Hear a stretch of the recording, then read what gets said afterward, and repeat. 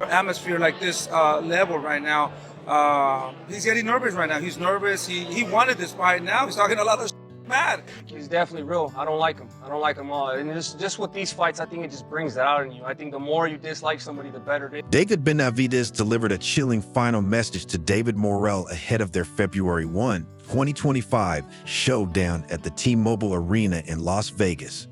Benavidez warned, "I want to fight people who believe they can beat me, but I'm going to break his mouth." The tension between the two fighters has escalated as both are determined to prove their dominance in the ring. The highly anticipated clash is set to be a thriller. That's 50-50 right there. If anything, 55-45 for Benavidez. I love David versus David. I love everything about the fight.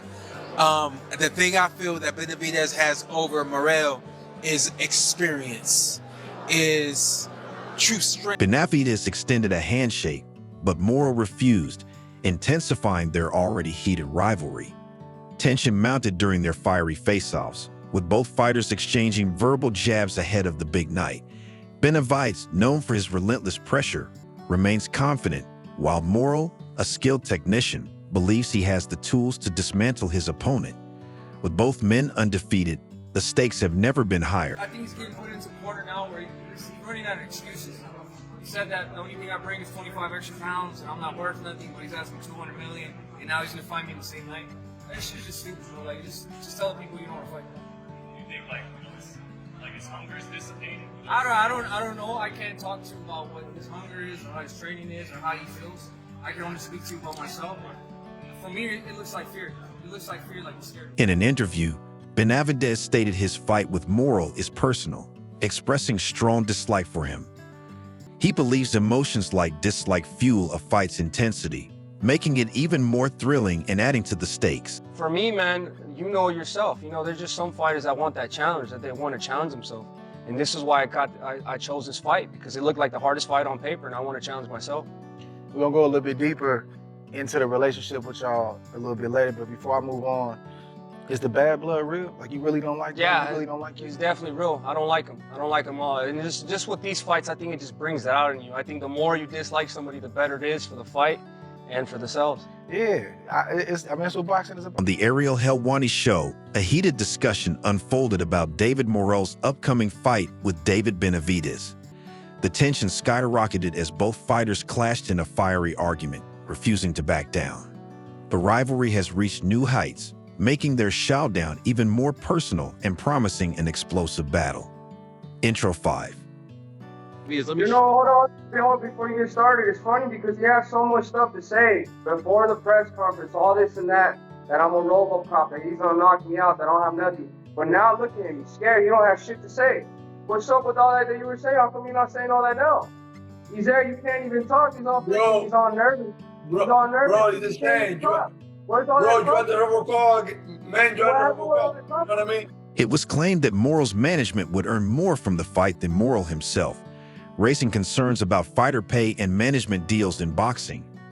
Ariel pressed the issue, asking Morrell how he felt about the situation and if he believed his team was truly supporting him.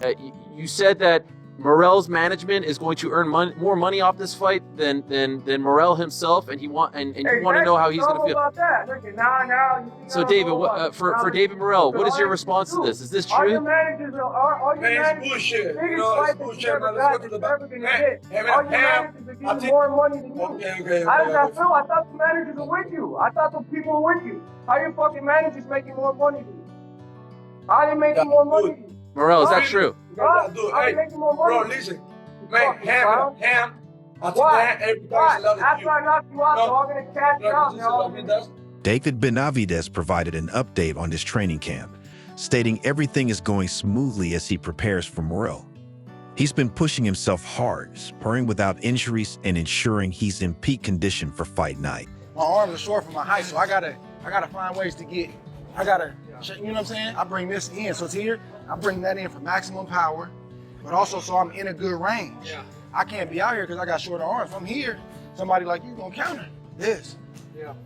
You can be a really good fighter, both hands. Yeah. You could be all-time great if you make this great. Yeah. That's the hand, because that's gonna open up these other hands.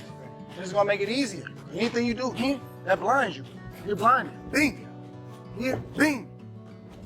I'm off to the side. You got to turn your head. I get off or I can exit. And just rinse and repeat. That's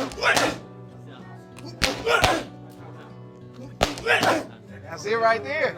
That's it right there. He bit for it. Yeah, he bit. At the press conference, Benavidez made his intentions clear, stating his sole goal is to inflict as much damage as possible on David Morrell. Focused and determined, he views this fight as an opportunity to prove his dominance, promising an aggressive and relentless performance when they step into the ring. A complicated fighter, you know it's gonna be hard, but now that all this is happening, how you feel different about him? That's more fuel. That's more fuel to the flame to go in there and do what I gotta do. Now, I'm really gonna go in there. I'm gonna put a beating on him. Okay, so we're waiting, guys, in case you are watching the stream. We're waiting for David Morrell to come back here and try to do this in a Pacific way. Benavidez Sr. spoke about Morrell, acknowledging his focus and determination for the fight.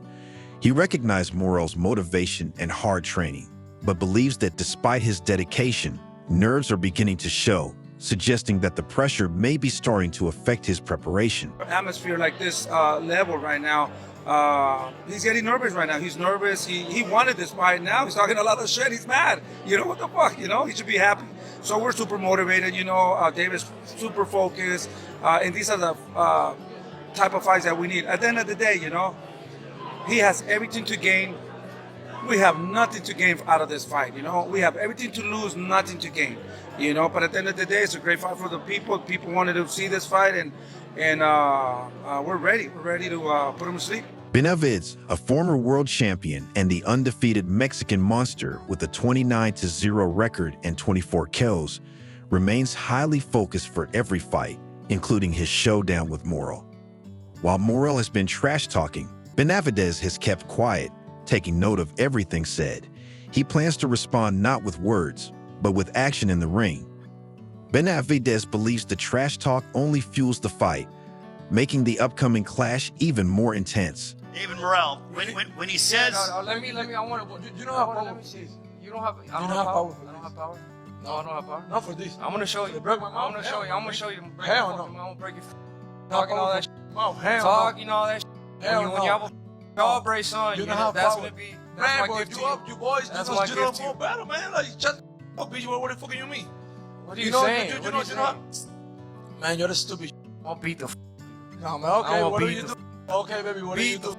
Whatever you do. Alright, and then I Whatever want you you do. to come ready because I'll Whatever beat the you I want you guys to Whatever give you me, do. I want you guys to give me the props Whatever I you deserve. do. Alright, we'll see. Whatever you do. We'll see. Whatever you do. Benavidez thrives on facing tough opponents who believe he can't win. Regarding Canelo, he dismisses claims that he's avoiding the fight out of fear, insisting he's never been afraid of tough challengers. Benavidez remains always ready to prove himself against the best in the ring. Collect a big bag on my head after the fight. Like, this is to do with David Morrell. You know what I mean? It's the hardest fight, but I'm not scared of nobody. You know what I mean? I like I said, I embrace the challenges. So for Canelo and his fans saying that I don't bring nothing to the table, I don't do this, I don't do that, man, they're all scared, just like how he's scared. You know what I mean? And if he wants to come prove that I ain't shit, come prove it in front of everybody. It's that easy. So I feel like it's just a bunch of excuses on his end. It's just a bunch of excuses, bro. At the end of the day, it's a bunch of excuses and it's a bunch of pride. Because after I beat him, you know, It's like legacy. what they don't like is that I'm Mexican, that I'm also Mexican, and I'm here. Dan Bads is an absolute powerhouse in the ring, a relentless warrior with incredible speed, power, and aggression. His dominance has been so undeniable that even Canelo Alvarez, the undisputed champion, is feeling the pressure. Canelo knows fans want him to fight David Benavidez, but deep down, he hesitates. He calls it a possibility, but never fully commits, leaving doubt about whether he truly wants the challenge. David Benavidez, American from Arizona, from Phoenix, Arizona. Debut 2013 through 2021. I think he is still fighting. His last fight most likely occurred in 2021. Oh wait, November 13th, he's got an upcoming fight versus Jose Uzcatagu, Colombian. But his last one it was a TKO, took place March 13, 2021. 24, and we got another undefeated. David Morrell is going to put up one hell of a fight. I just think David Benavidez is not what people think he is. I see a highly skilled fighter with good fluidity in his punches and his moves. The guy, to me, is one of the best fighters in the world. And I'm talking about skill-wise. Like, he got fast hands. He throws great flurries. He knows how to break you down systematically. His defense is far better than people give him credit. Him against Oleksandr Volcic, I was like, brother, this guy looks great, right? He just needs more time at 175, which I think he got. David Morrell and David Benavidez are going to fight. Yeah. Is that a fight that you're... Oh, got it, yeah. Well, the story with he and I was, I met him when he was a kid, and he told me, I'm going to be a world champion someday, and you know, and then I run into him and he's a world champion. You know, that's happened to me so many times, usually with MMA fighters, not boxers. That's when I was sort of kicking the tires of boxing, and yeah, yes, I will watch that fight, if that's the question you're asking. Jake Paul claims that Canelo is afraid to fight David Benavidez, believing Benavidez could beat him and become an overnight superstar. Paul suggests that Canelo is hesitant to take the fight because he doesn't want to risk his legacy by facing such a dangerous opponent. You know, spar, it's very different than a fight. I have a lot of sparrings when I wasn't good, when I was good. I'm not seeing on the sparring it's like on the fight. I'm checking, I'm just trying to do something, you know. I just have some mission for one sparring and I try to do it. Sometimes it's good, sometimes it's not. But with Benavidez it was good sparrings. I can't say that something was not good. Now it's Canelo. He has belts. Of course, he's the best in 168. They need to prove it. They need to earn belts. Then we will see. We have rules. You have belts, you are best. Even Dmitry Bivol has praised Benavidez's skills, revealing that he's impressive in sparring and capable of competing at the highest level. Man, let's check it for everybody that Benavidez were. You know Robocop? Yeah. That's it. Look, the Benavidez best plan. Straight around. You know, these times the real secrets. I never fight plan before.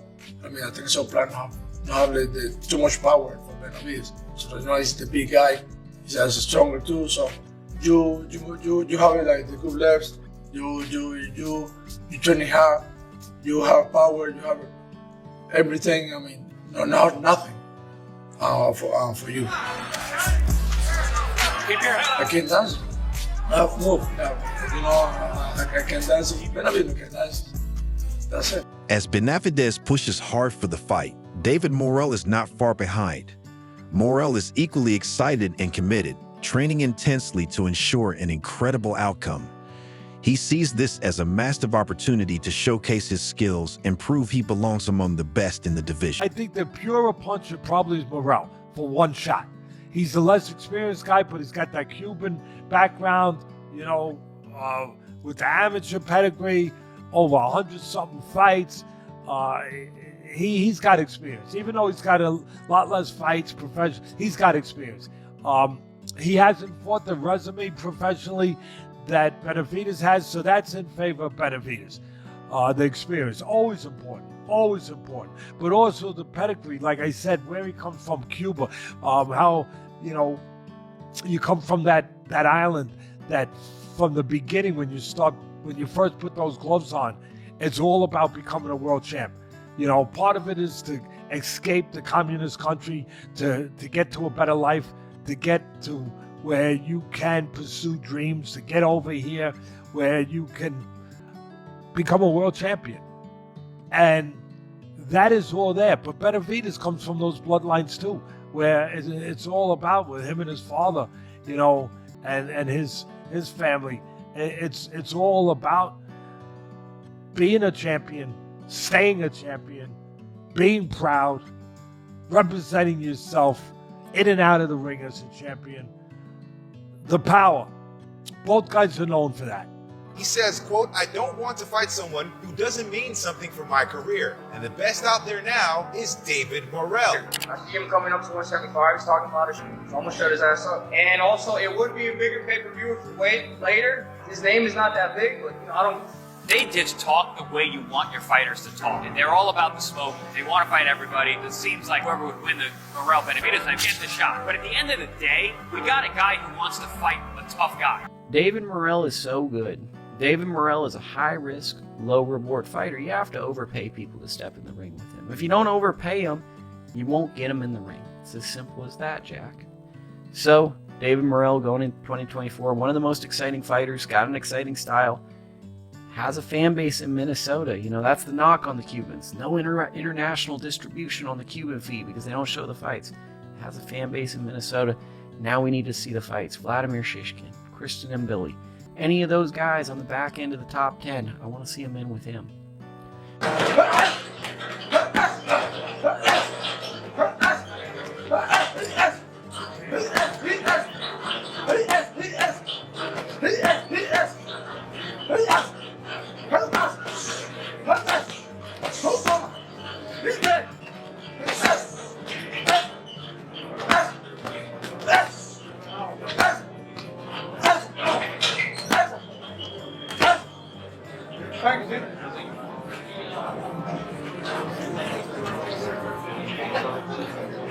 Teddy Atlas recently analyzed the matchup, acknowledging Morrell's Cuban boxing background and his 100-plus amateur fights.